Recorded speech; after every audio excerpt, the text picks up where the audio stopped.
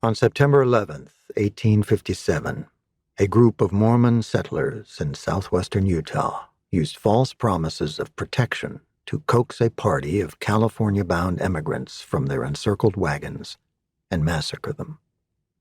The slaughter left the corpses of more than 100 men, women, and children strewn across a highland valley called the Mountain Meadows.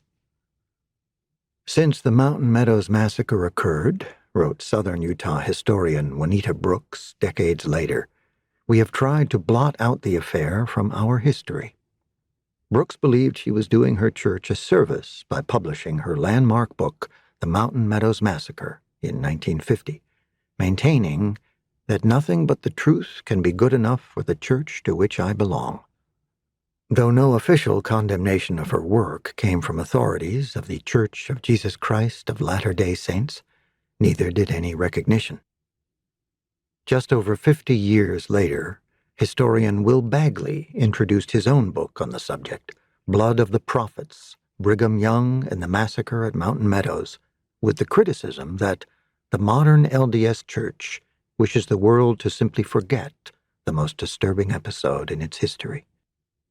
In 2008, agreeing with Brooks' conclusion that the atrocity can never be finally settled until it is accepted as any other historical incident, with a view only to finding the facts, and acknowledging that only complete and honest evaluation of the crime can bring true catharsis, we, along with co-authors Ronald W. Walker and Glenn M. Leonard, published Massacre at Mountain Meadows. The book was a turning point, marking the first time that the Church of Jesus Christ of Latter-day Saints encouraged its historians to publicly lay bare this shameful episode in its history. The Church's support of that effort included unfettered access to its previously restricted massacre-related sources and funding for researchers to scour archives and other sources across the United States.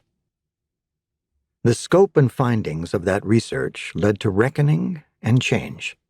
Massacre at Mountain Meadows made its way into the hands of tens of thousands of readers and led church leaders, members, and others to understand and accept more than we have ever known about this unspeakable episode, said Latter-day Saint Apostle Henry B. Eyring.